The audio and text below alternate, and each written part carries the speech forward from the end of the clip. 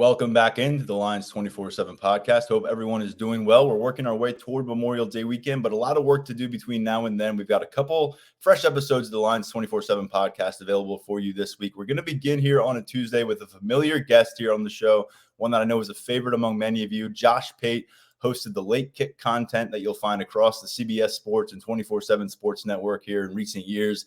Always good to get him back on board. We're going to break down his thoughts on Penn State's 2024 squad, expectations, question marks, everything else. And they'll talk about the new look Big Ten landscape as we've got a big Pac-12 influx. We've got a lot of moving pieces in the Big Ten in terms of coaching staffs and the transfer portal's impact. So we'll kind of reset where things stand in the conference, and we'll finish out with the significance of the college football playoff expansion for the entire landscape of this 2024 campaign, and particularly as Penn State has been one of those programs perennially, it seems, on the bubble, not quite involved in the college football playoff, but right there on the outside looking in. How does this impact them with the expansion? Josh will break that down. We're going to have a ton of recruiting camp feedback for you with episode 2 this week. I didn't want to shortchange it. I thought it deserved an entire episode. So Tyler Calvaruso is going to come on board. Daniel Gallen's going to come on board.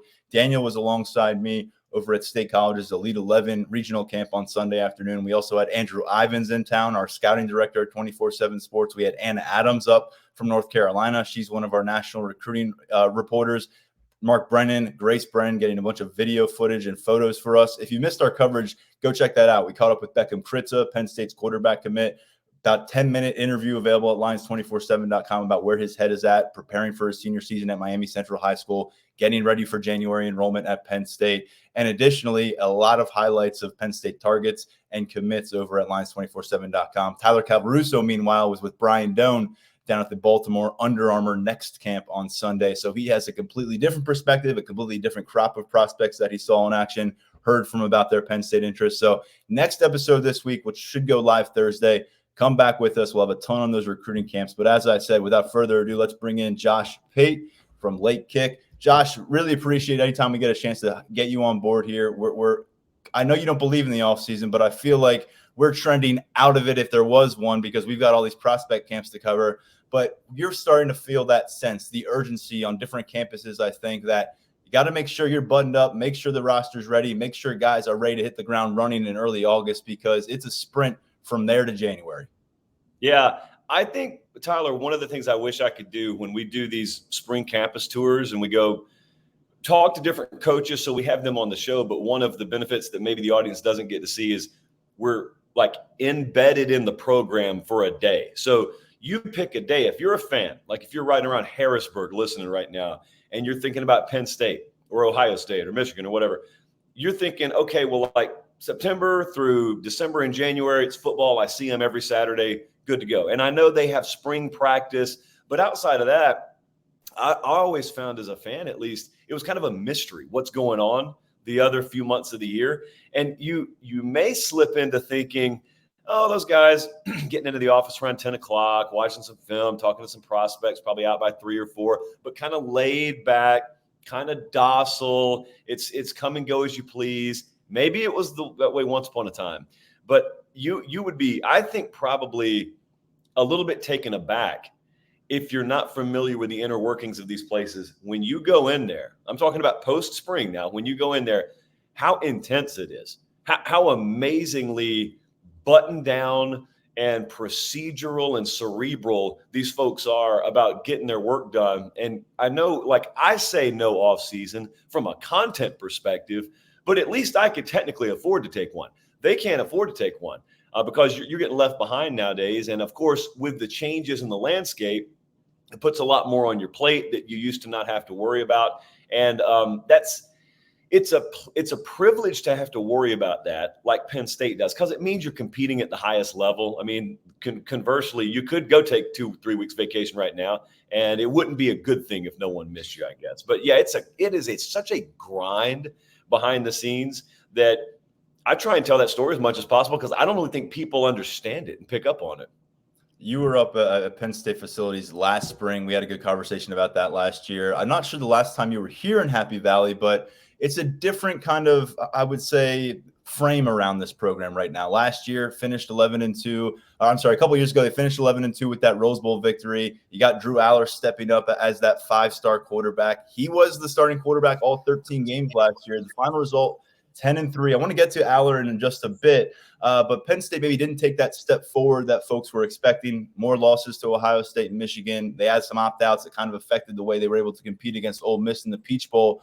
But Josh, where are you when you try to wrap your head around Penn State here in May 2024 compared to, say, maybe what your thought process was this time last year? Well, the first thing we're going to do is we're going to switch the blinds back because that let even more sunlight in. So I remember when you and I talked last year, I don't take back any of the quiet optimism that I had because I think a lot of it was warranted. If you'll remember, and a lot of the folks listening or maybe even watching, if you'll remember when you and I talked last year, I remember how much we qualified every statement. It was always now if and if and if. Well, that's every team to a certain degree or another. But what we said was contingent on some things happening. There were some turnkey things that had to happen, and then everything could flow downstream of that. Well, some of those things did happen. Some of those things didn't happen. So it ended up feeling quintessential Penn State. I was at both the games they lost last year. I'm not claiming bad luck. I'm just saying I was at the Ohio State game. I was at the Michigan game, stood on the sideline for both games. And I remember thinking vividly, man, it feels kind of like more of the same right now in a sense that Ohio State game, you get the feel early on, they're not moving the ball. There's no explosivity here. And then especially ditto in the Michigan game, there's no explosivity here. So it's kind of like if you've ever tried to dunk, let's say you're 6'1", you've got reasonable athleticism, but God gave you what he gave you. You're used to being able to jump and touch the net.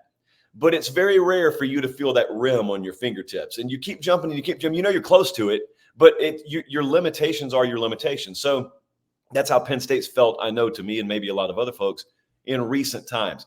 Good enough to be in the 9-10 win range, but there's still a hurdle that you can't clear. That's where moving forward, I have utter fascination with the Koldenicki hire. Because if you talk to folks in the Big 12, man, everybody in the Big 12 likes to think that they all have the best hidden and best kept secrets in college football. And they're not wrong because there are a ton of really good football coaches out there. So when they hired him, he wasn't on my radar. First off, for Penn State, he wasn't on my radar. And so I said, oh, really? Because that's the name of his game. Like explosivity was what he was known for, which makes sense as to why James Franklin went after him. So then you take that. All right, let's hit pause on that for a second. And then you also have this thing that happens with coaches and players now where they'll build you up. No one minds hyping up a freshman. No one minds hyping up a coach. But there's a thing that I think a lot of the college football public does, and that's as soon as you see the first sample size, the book is written. The book is written on the player. The book is written on the coach. So we've watched Drew Allar play a season as a starter. And in the old school, that would mean, okay, we just got our first sampling of him. Long way to go. Well, in today's game, people look at it and say, all right, we know who he is. We have defined Drew Allar as a player. Well, we defined 2023 Drew Allar. That's what we did. We defined Drew Allar in that offensive system with that team. I would suggest we still have no idea. Imagine how dumb it would be if we applied that logic to Jaden Daniels. And Jaden Daniels, even in his year prior to last year at LSU, if we had just defined him as the 1.0 version that we saw at LSU, he goes on to win the Heisman. So that's not to say that happens in State College this year, but it's certainly very ignorant to know a guy has a skill set, which is undeniable. And now we're pairing him up with someone maybe a little more conducive to taking full advantage of that skill set and thinking, oh, well, we just know who Drew Allar is. I don't subscribe to that. But as you know, also going to the other side of the ball for a second, it would not be a visit for me on this podcast without us clinging to tradition and me asking you a question. Sure. Because I do not have as good a read right now on how everyone up there feels about the Allen hire. Mm-hmm. I know what I think personnel wise, the coaching hire. What's been the general temperature up there? I think the general temperature is folks want to see what it looks like in game action, because I think that everyone sees that Tom Allen has a wealth of resources right now defensively from a personnel standpoint that he's never had in his career at any time, whether he's head coach, defensive coordinator here at Penn State with the talent they have assembled, even with losing some guys to the NFL. But people want to see what it looks like, because right now there's going to look like less 3 linebackers on the field, more 2 linebackers in a hybrid kind of safety slot role. So that's something that people are going to have to get used to. And this is LBU, so that's a little bit different of a look. And I think generally folks want to see how aggressive is he willing to be. Something that people fell in love with pretty quickly with Manny was some of those really aggressive hybrid package. And he would bring it in moments where a lot of defensive coordinators maybe wouldn't have, the set to do that. And so I think people want to see what Tom Allen looks like. Will he push the right buttons in those game settings? Will he be the head coach of this defense in a different way than Manny Diaz? Because Manny Diaz was biggest smile in the building, a lot of charisma around that man. The word on Tom Allen is more kind of like your great uncle or grandfather vibes, a guy who's maybe a little bit quirky in some ways, but he's going to lead you down the right path and he's going to love the heck out of you. So there are different styles here, and I think people just really love what Manny Diaz did, because Brent Pry was pretty successful here before he got that job at Virginia Tech. But James Franklin said it before. They went from having a really good defense to a great defense there under Manny Diaz. And because of the jury being very much out on where the offense is going to be in 2024, people kind of want to hang their hat on this being an elite defense yet. It's not that simple, though, just because you've got the players, that. Yeah, well, so there's another thing that can happen there. Let's say it's not best case scenario. Let's say the defense is not elite. It's not going to fall past pretty to really good. I think we can all assume that. So let's say it's a fairly good to really good defense. It's not the worst thing in the world if that happens. One of the best precursors to advancement is necessity. And a lot of times offensively, you can watch this at Iowa. It's this example on steroids at Iowa, where they know, we score 10, we score 14. Defense will keep us in the game. Well, that can be your best friend or your worst enemy if you don't pair that. See, at Georgia, they play elite defense, but they also had the number 5 scoring offense in the country last year. So one thing is not predicated by the other. They play complementary. I'm not saying they don't, but the offense doesn't look and say, oh, they'll take care of it. And sometimes it seems like that can permeate or seep in a little bit. So to be truthful with you, not that I root against an elite defense up there, I'd almost be curious what it feels like if there's an understanding in the building. Defense is going to be pretty good, but they're not single-handedly winning us any game. So we're going to have to go and maybe shoulder a little bit more of the load ourselves offensively. What we did hear last year, Josh, was a lot of defensive dominance on the practice field, which wasn't necessarily a surprise. It was a first-year starting quarterback. We heard that Drew Allar wasn't turning the ball over on the practice field last year in preseason camp, and that held up during the season. But we also know he was pretty conservative with the football. What we did hear about the defense matched with what we saw during the season. This spring, though, we've heard about the offense maybe putting up more of a fight physically and literally under Andy Kotelnicki. Like, he's getting verbal. He's talking to defenders out there. He's trying to light a fire under some of his guys. And to me, it's about Drew Allar, personality standpoint. We know about the prospect profile, the arm. You saw him get knocked down on the canvas twice in the biggest settings of his career to this point, against Ohio State, against Michigan, once on the road, once here on home turf. He was under 50% completion in all three of Penn State's losses, but those two were so glaring. They had a lot of possessions with chances to move the football, tie the game, take the lead. Within 24 hours in the Michigan game, you're out of town, and so is Mike Yurcich. And so things changed dramatically, right? So I'm curious, now that you've had the up-close look at Drew Allar suffering through some of those really adverse moments early on in his starting quarterback career, what are you most curious about him as a junior with a new offensive coordinator and someone who I'd imagine a lot of people in the offensive huddle will be looking to with more conviction to be that leader and that kind of lightning rod guy when things are going crazy on the field? Yeah, I'm actually I'm glad we just had Michigan do what they do, because McCarthy gave a pretty good blueprint mentally of how to handle things. I remember being down there when Michigan just got smoked, got splattered against Georgia in the Orange Bowl. And I remember that freshman class that had just come in, and he was the figurehead of it. He was the quarterback. The team walks off the field. Game's been decided. I could have left there into the third quarter and beaten traffic. But I'm a professional, so I stuck around. But I remember that true freshman class, as the team fades into the tunnel, They just they're not looking to draw attention. They just kind of lingered off to the side, and, George is celebrating and everything. And I remember looking over there at that true freshman class who've been on campus like 5 minutes, and they're the ones who look to have taken it the hardest. And they're the ones standing out there, about 5 or 6 of them, just soaking it all in. And if we would have frozen that moment in time, you would have had people saying the same stuff they're saying about Penn State and Drew Allar right now. There's no way that team who got smoked this badly is ever going to be able to compete against that caliber of program. Well, that was wrong. That was wrong. We know that now because that group ended up being in the playoffs two of the next 2 years. They ended up winning a national championship, fill in the blank, the rest. So it was physical, and they advanced. Yes, they worked their tails off. But from a mental standpoint, while everyone else would have suggested you need to start over from scratch, you need to go back to the cutting room floor and figure out a new way, that's not what they did. They looked and said, we just weren't good enough right now, but we trust the guys in the room. Penn State should be the exact same way. They should trust the guys in the room. The guys in the room, and we're talking about Drew Allar namely, have to be what they can be. I'll tell you what's really hard.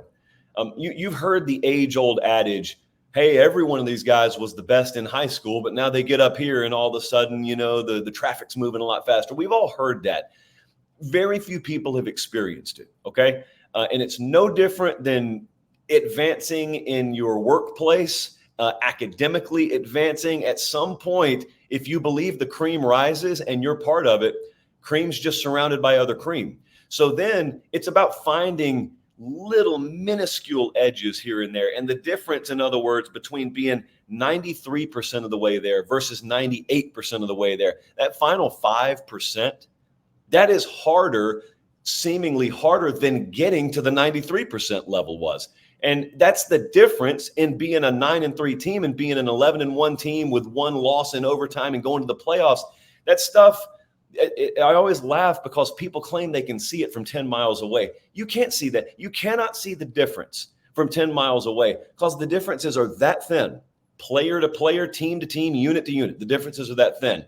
And so human nature is to think, we're so far away. You're not far away. You may be as few as 2 plays away from adding 2 more wins.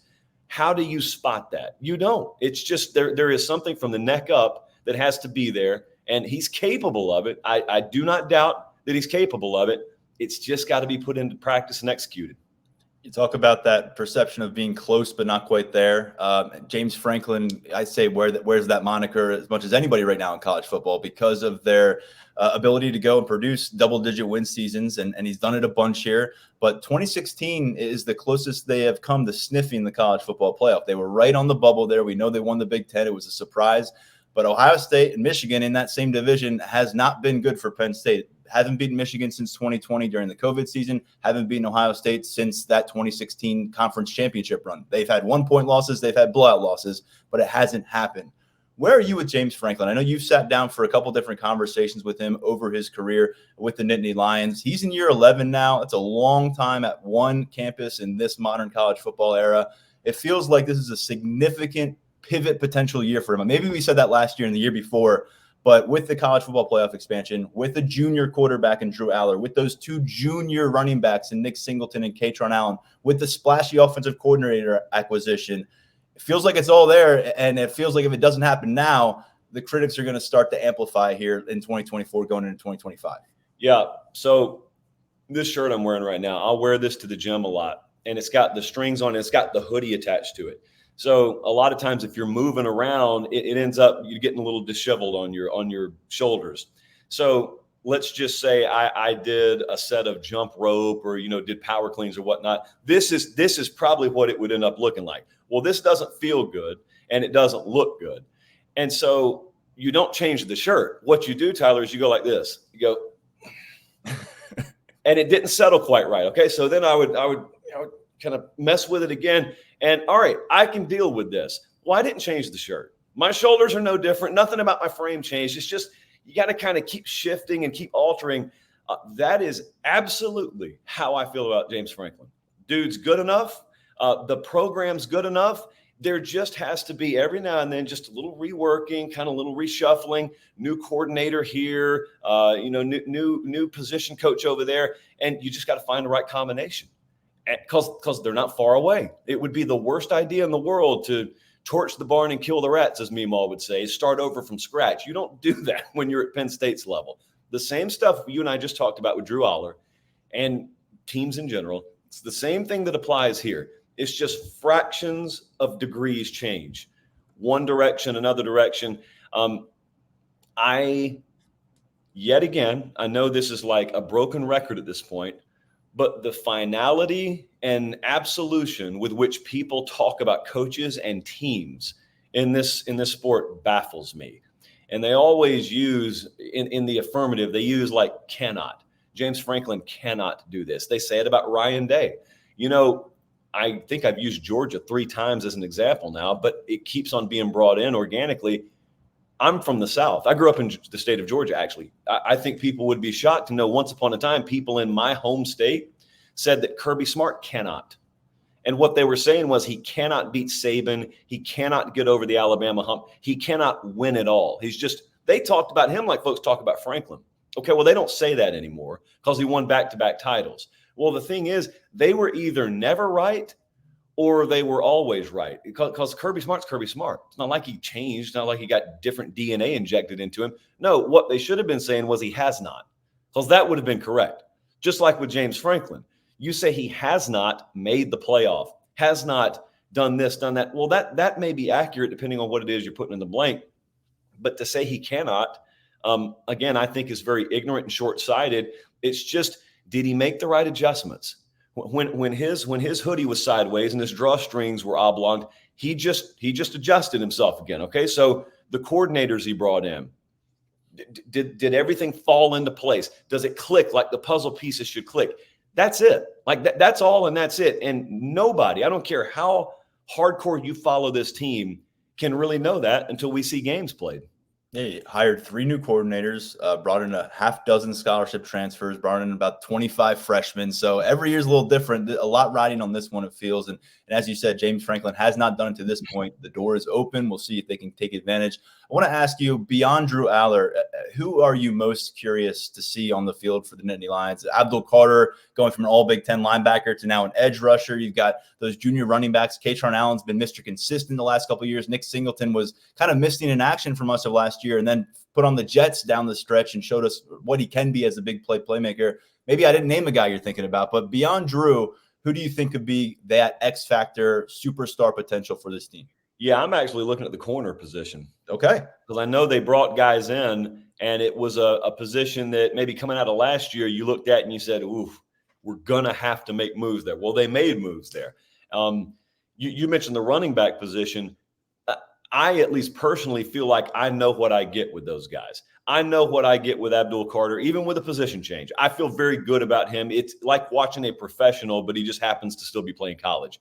At the corner position, I've gotten used to counting on the guys that come out of that tunnel, the team that comes out of that tunnel, to include pretty high-level players there.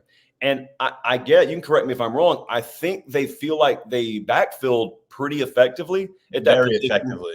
So if we get to the fall and they've done that, let's just take for granted for a second that they did that.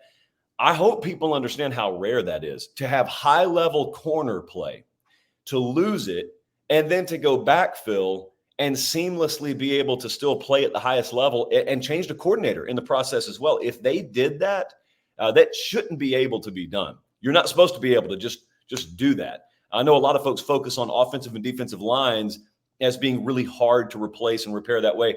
The corner position is not exactly as easy to do as people make it look, and Penn State may make it look this year either. So if we get that, it goes a long way in what you and I were just talking about, which is maintaining a high level of play defensively.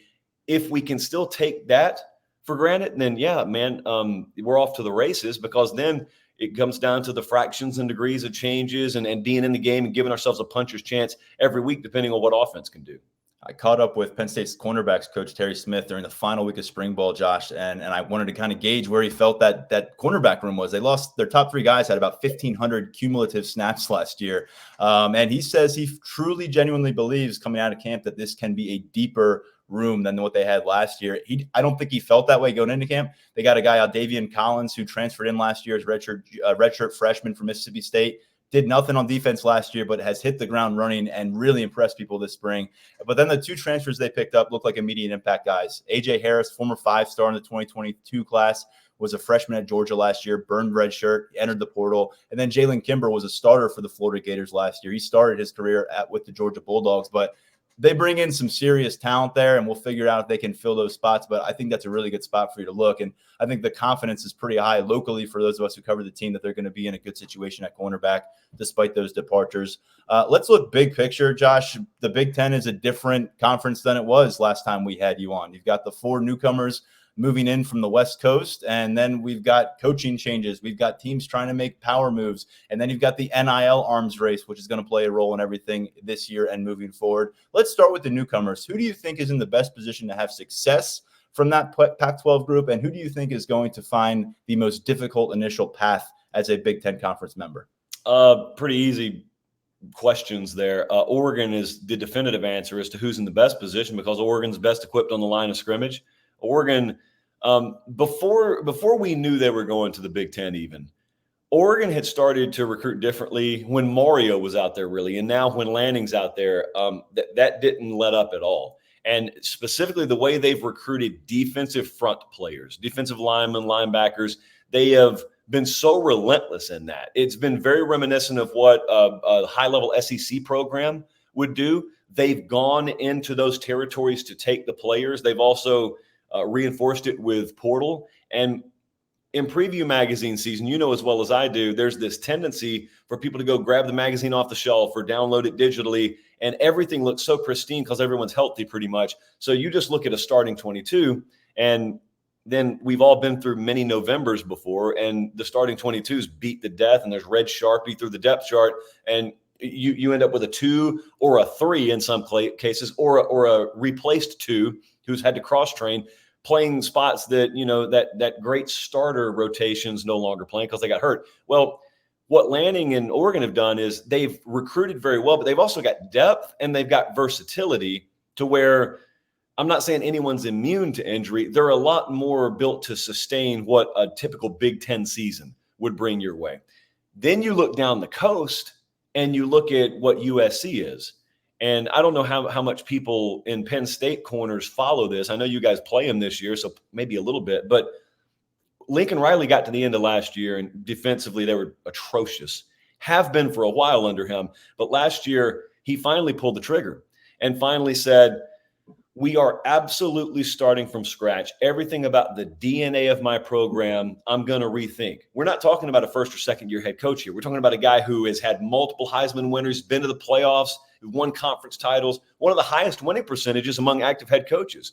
Several years into a career, think about how rare that is. A guy just openly bearing his soul and saying, yeah, we got to start over.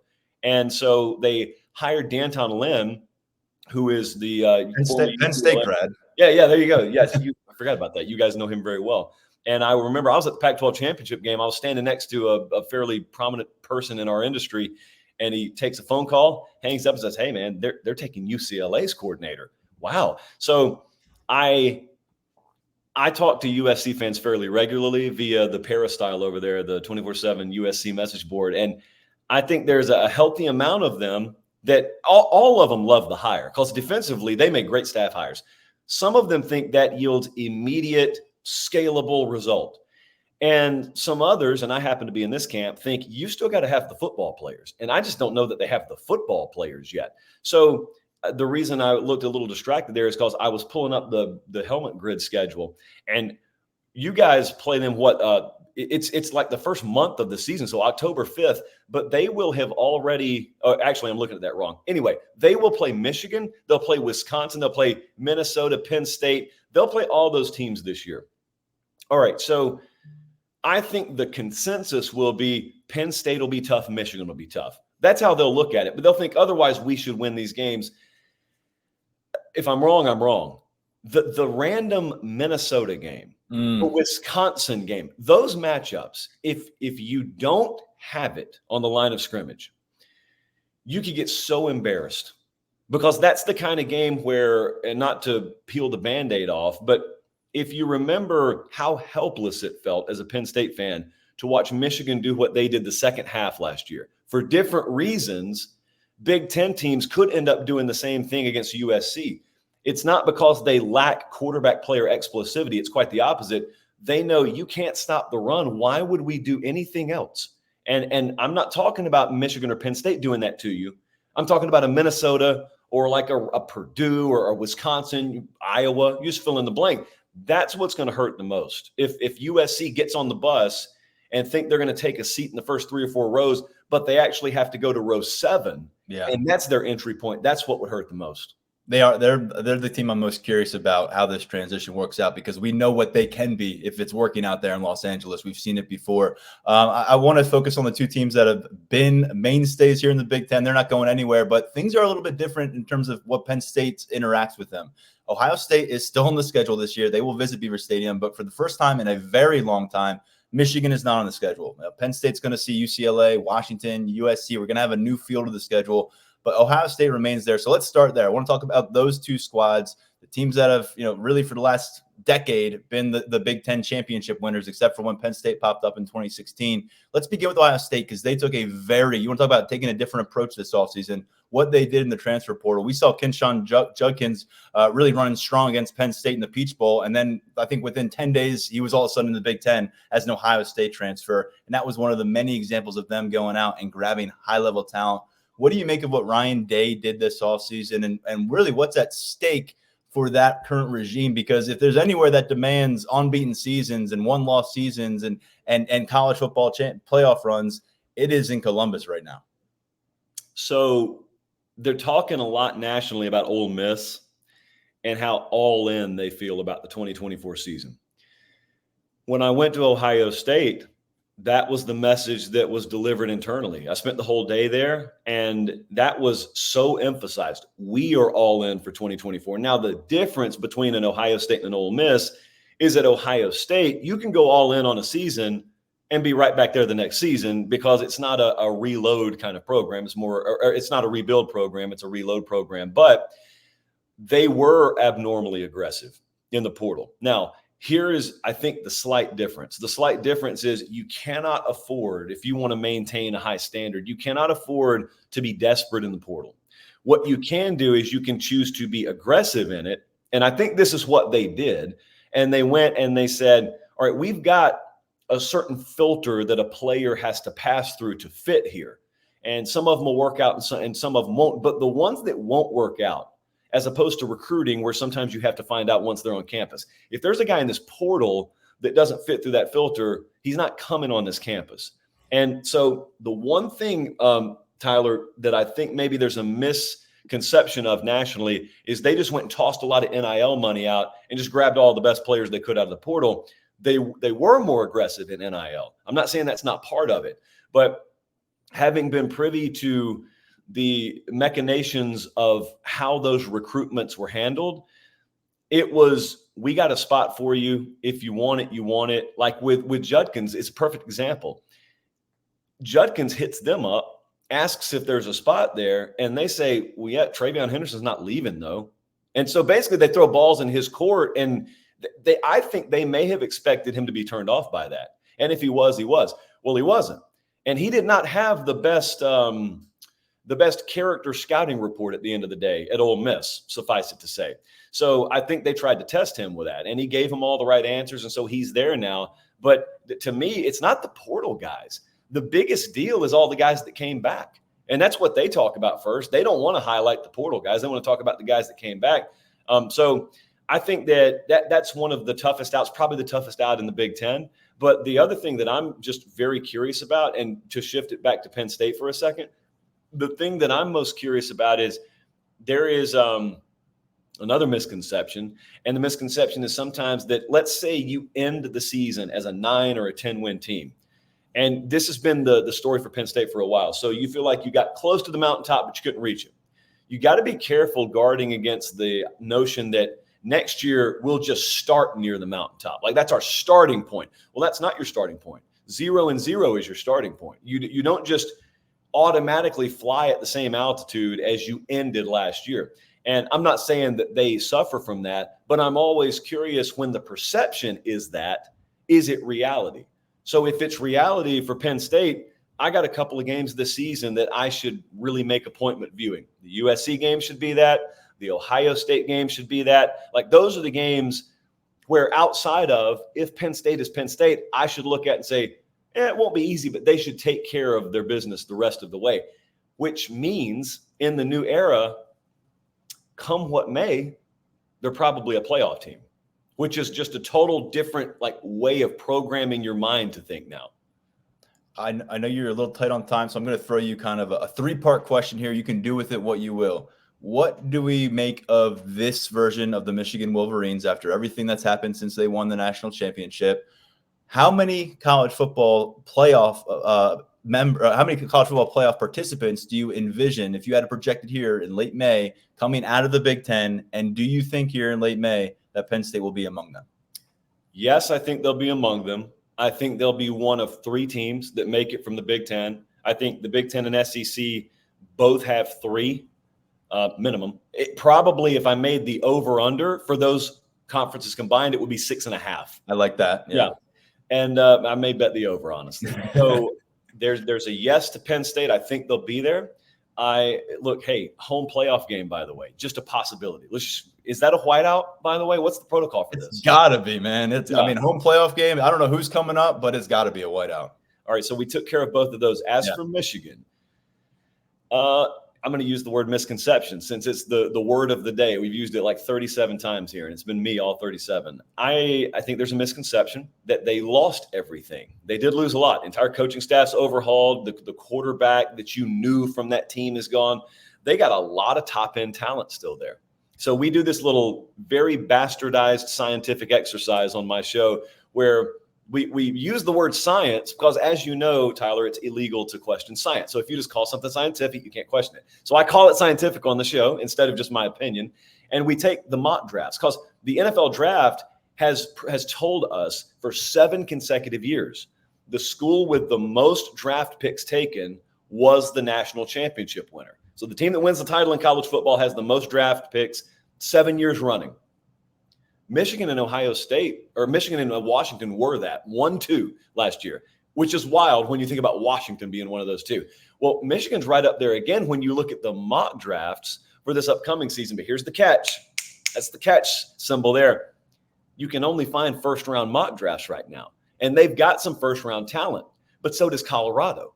Colorado has got a couple of first-rounders. There's nothing after that. I'm not saying Michigan's quite as depth-starved as Colorado, but I don't think from a depth perspective, they probably match last year's team. I think they'll be a tough out, though, because even though those players left, there's a mentality, like there is a culture there that will be a whole lot harder to shake loose than just losing some players to the draft. So I know you guys miss them in the regular season. You look at the sports books right now. Ohio State, you can grab them -10 against Michigan at the end of the year because you can bet the future is that far away. Will it really be that simple? That's just it should be Ohio State's game. It should be their time in the rivalry. Will it be that simple? Inquiring minds want to know. Great stuff, Josh. Always appreciate your perspective here on our show. And if folks want to make you appointment viewing, and I highly suggest that you'll be a better informed college football fan. You'll be a better overall college football fan when you get to kickoff in late August. If you start now, Josh, where can they make sure they find your late kick coverage on a daily, weekly basis? I appreciate you having me on. Always fun to come on. If you love the video product, you can go over to the Late Kick YouTube channel, and we do 3 shows a week, and there's a ton of stuff over there. We take no breaks. I don't even believe in vacation. And so if you prefer the podcast version, we transfer it into podcast form as well. And the added benefit there is you don't even have to look at me. You can just listen. And so that's Late Kick with Josh Pate, wherever you get your pods. So it's basically, Tyler, it's made for you to consume wherever and however you want to consume it. It's great stuff. We appreciate it. Keep it rolling. We'll talk to you soon. Hope you have a great summer ahead, and we'll get you back on to talk Penn State football come fall. Absolutely. Appreciate it, man. Great stuff, as always, from Josh Pate, the one and only talent here at at 247 Sports Network and across the CBS Sports Network as well. One of our true rising stars in this industry, and we've been fortunate to get an up-close look at that for the last several years through our conversations and him coming on the podcast. Hopefully he's back in Happy Valley this season, because that means there is a huge game brewing in Beaver Stadium. We're going to step aside for now here in the Lions247 podcast. As promised earlier in this episode, we have a ton, and I mean a ton, of recruiting intel coming your way on Thursday with our second episode of this week. We will break down what we saw, what we heard during big-time regional camps down in Baltimore and here in State College during the past weekend. A lot of Penn State commit feedback and really a lot of different, fresh perspective on what's happening for targets across this 2025 cycle, with official visits coming up just in a matter of days. In fact, Penn State had a top 50 recruit on campus this past weekend for an official visit. So recruiting is reaching a high alert level. You need to be paying attention to it. We've got 30% off coverage at Lions247.com right now. Dive inside. We've got a lot of VIP content going on, and we'll have the conversation on our next edition of the Lions247 podcast. For now, a big thanks again to Josh Pate. I am Tyler Donahue, stepping aside. This has been the Lions247 podcast.